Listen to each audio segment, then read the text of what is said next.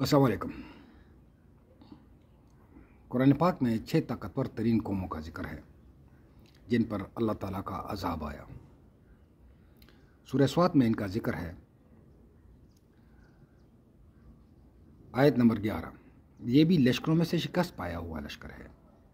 इनसे पहले भी कौम नूह, कौम आद और मेखों वाले फ़िरौन ने झुटलाया, और समूद ने और नूह ने और कौम लूत ने, और समूद ने और कौम लूत ने और एका के रहने वालों ने भी यही लश्कर थे। यानी इन 6 अक़वाम का जिक्र आया है बिल तरतीब कि सबसे ताकतवर कौम जो थी वो कौम नूह थी, उसके बाद कौम आद, क्योंकि कुरान पाक में कौम आद के बारे में ज़िक्र है कि उनके बहुत बड़े बड़े जिस्म थे और जब उन पे अजाब आया तो ऐसे लगता था कि खजूर के तने पड़े हुए हैं, इतने लंबे चौड़े थे वो। और मेखों वाला फ़िरौन, आखिर फ़िरौन के पास कौन सी ताकत थी? मेखों वाला फ़िरौन उसे कहा गया। और समूद में आम इंसानों से बदन में बहुत बड़े थे। और लूत ने और एका के रहने वालों ने, यही लश्कर थे। और इनका जुर्म क्या था? इनमें से एक भी ऐसा न था, एक कौम भी ऐसी न थी जिसने रसूलों को न झुटलाया हो। बस मेरी सज़ा इन पर साबित हो गई। और उन्होंने कहा, ए हमारे रब, हमारा जज़ा, हमारे आमाल की जो जज़ा है वो हमें इसी दुनिया में दे दे, रोज़े आखिरत से पहले दे दे। तो मेरे बेटे ने सवाल किया कि बाबा इसमें काबिल का जिक्र तो है नहीं, आप कहते हैं कि काबिल सबसे ताकतवर कौम थी, तो इसमें काबिल का जिक्र क्यों नहीं है, कौम काबिल का? तो यहाँ पे एक बात जो अहम है वो ये है कि ये वो लोग हैं या वो अक़वाम हैं जिनकी जड़ मुकम्मल तौर पर कट चुकी है, जो ख़त्म हो चुके हैं, जो सिर्फ तारीख़ का हिस्सा रह गए हैं। फ़िरौन की मम्मी अब भी अजायब घर में पड़ी हुई है, इबरत का निशान बनी हुई है। तो इसी तरह ये सारी जो थे ये ख़त्म हो चुके हैं, जबकि काबिलियन ख़त्म नहीं हुए। काबिलियन का फितना अब भी शुरू है। काबिलियन का फितना क़यामत की निशानियों में से निशानियां हैं। सूरज मगरिब से तुलू होगा, ये काबिलियन ही हैं, यही वही शयातीन अल इंस हैं। दज्जाल आएगा, ये भी उन्हीं काबिलियन में से है। अब कुरान पाक में एक बड़ी ज़बरदस्त आयत है जिस पे हमने कभी सोचा नहीं। शयातीन अल इंस और शयातीन अल जिन। शयातीन अल जिन का तो हमें मालूम है, शयातीन अल इंस का कहीं जिक्र नहीं किया गया। क्यों?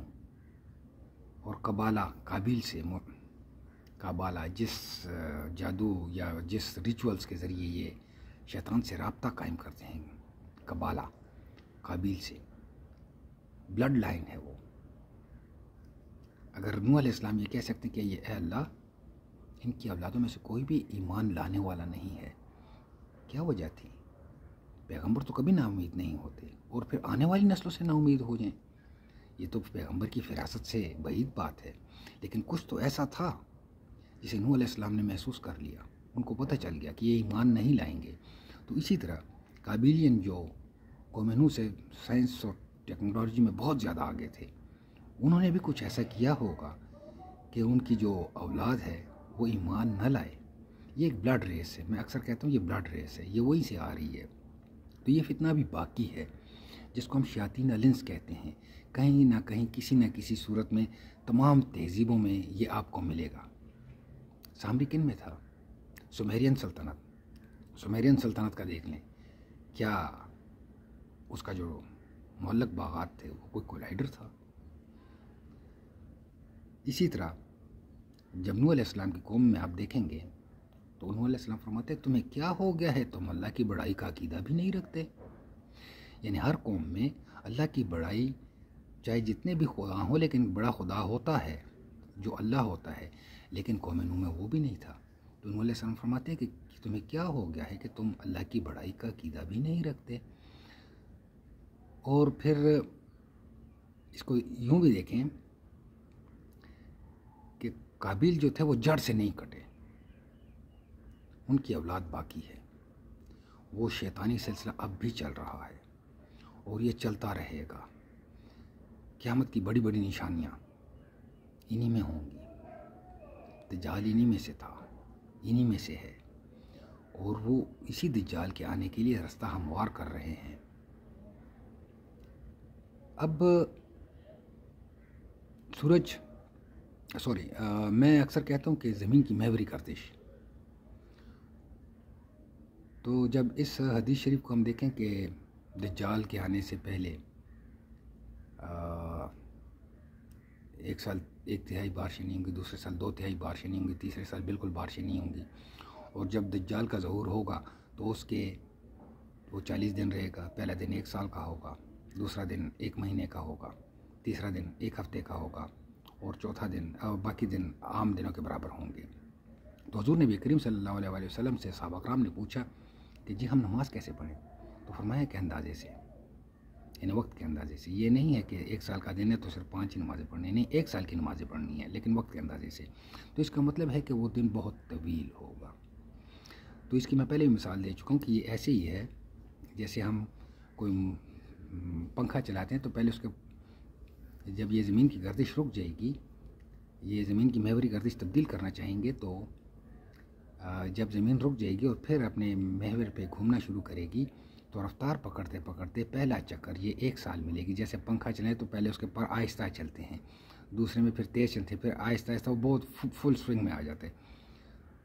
اور پہلے میں اگر آپ دیکھیں کسی بھی موٹر کو چالو ہوتے دیکھیں تو ایمپیئر دیکھیں تو وہ بہت زیادہ ایمپیئر لیتا ہے، لیکن جب وہ فل سوئنگ میں آ جائے تو ایمپیئر کم ہو جاتے ہیں اس کے۔ تو اسی طرح پہلا دن ان کا 1 سال کا ہوگا، پھر جب زمین تھوڑا موشن لے چکی ہوگی تو دوسرا محوری چکر 1 دن میں پورا کرے گی، 1 مہینے میں پورا کرے گی، اور تیسرا چکر جو ہے 1 ہفتے میں پورا کرے گا، اور باقی چکر عام دنوں کی طرح پورے ہوں گے۔ اب اس کے ساتھ ایک اور، جب سورج مغرب سے نکلے گا وہ بھی یہ کوشش کریں گے کہ زمین کی محوری گردش تبدیل کر دیں اور اگارتھا کو کھول لیں، تو محوری گردش رک جائے گی اور زمین تھوڑی دیر کے لیے الٹا چکر شروع کر دے گی، چند گھنٹوں کے لیے، اور پھر اپنے مدار میں واپس آ جائے گی، تو سورج مغرب سے طلوع ہوگا۔ اس میں اب ایک اہم بات یہ ہے کہ کیا دجال اگارتھا نہیں کھولے گا؟ بالکل کھولے گا، لیکن کسی کو بتائے گا نہیں، اور راز اپنے ساتھ ہی رکھے گا، یا بتانے سے پہلے ہی مر جائے گا، کیونکہ اس نے ساری دنیا کے ہر شہر میں جانا ہوگا، ہر جگہ اس نے اپنی وہ شیطانیت پھیلانی ہوگی۔ تو ہو سکتا ہے کہ اس کے پاس اتنا ٹائم نہ ہو کہ اپنے چیلوں چانٹوں کو وہ اگارتھا کے راز دے سکے، یا اگارتھا سے آگاہ کر سکے کہ اگارتھا کو کیسے کھولنا ہے، اگارتھا کے راز کیسے حاصل کرنے ہیں۔ اپنی رائے کا اظہار کیجیے گا۔ السلام علیکم۔